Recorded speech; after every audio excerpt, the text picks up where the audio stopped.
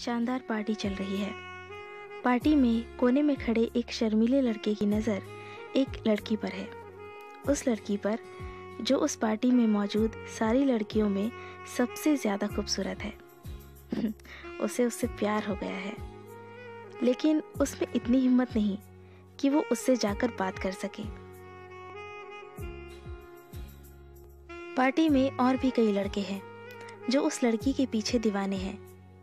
वो अपनी तुलना दूसरों से करने लगता है और उसे महसूस होता है कि वो दूसरों की तुलना में बहुत ही साधारण है।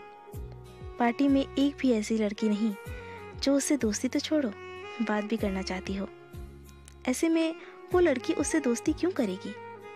ये सोचकर वो चाहते हुए भी पार्टी भर उस लड़की से बात करने की हिम्मत नहीं जुटा पाता है।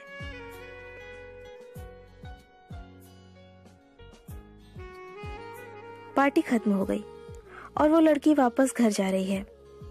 लड़का अब भी उसके बारे में ही सोच रहा है। वो जा रही है, मुझे हिम्मत कर उससे बात करनी होगी, नहीं तो शायद जो शुरू हो सकता था वो यूं ही खत्म हो जाएगा। आखिरकार वो हिम्मत करता है और दौड़कर उस लड़की के पास जाता है और उसे अपने साथ कॉफी पीने चलने के लिए कहता है। पहले तो लड़की हैरत में पड़ जाती है, लेकिन फिर मान भी जाती है। कुछ देर बाद दोनों एक कॉफी शॉप में बैठे हुए हैं। लड़के ने उस लड़की को अपने साथ बुला तो लिया, लेकिन वो इतना घबराया हुआ है कि घबराहट में कोई बात ही शुरू नहीं कर पा रहा है। लड़की भी उसे शांत देख असहज है। वो भी खामोशी से कॉफी का इंतजार कर रही है और मन ही मन सोच रही है कि ये मैं कहाँ फंस गई। काश ये सब जल्दी खत्म हो जाए और मैं अपने घर जा पाऊं।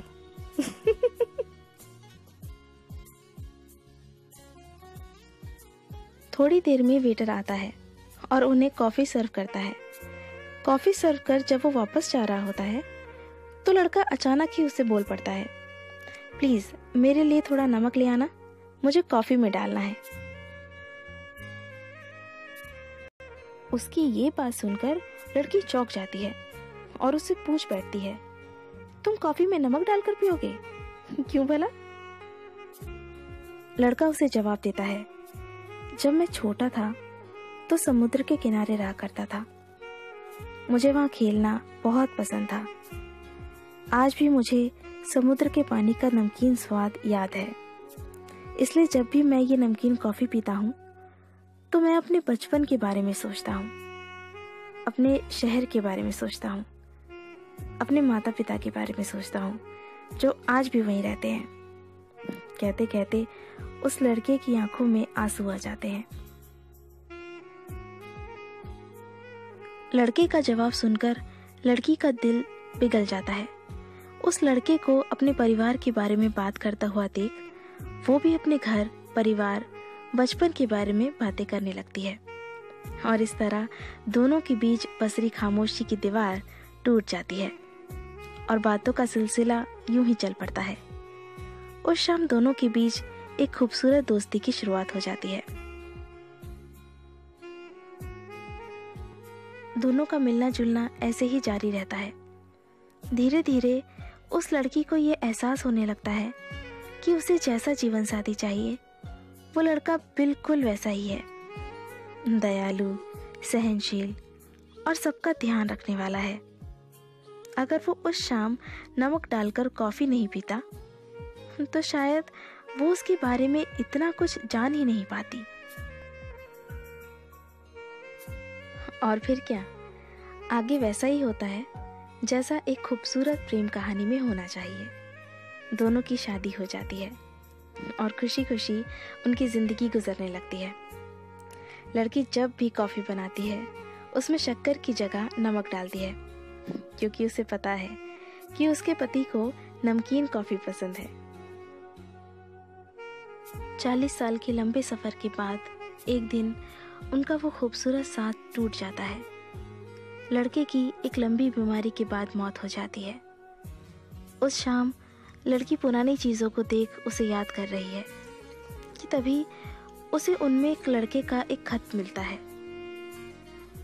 वो खत पढ़ती है,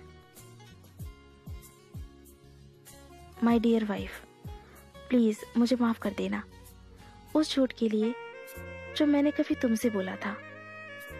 तुम्हें याद है हमारी पहली डेट? पता है उस शाम मैं इतना नर्वस था कि घबराहट में मैंने वेटर से शक्कर की जगह नमक मांग लिया था।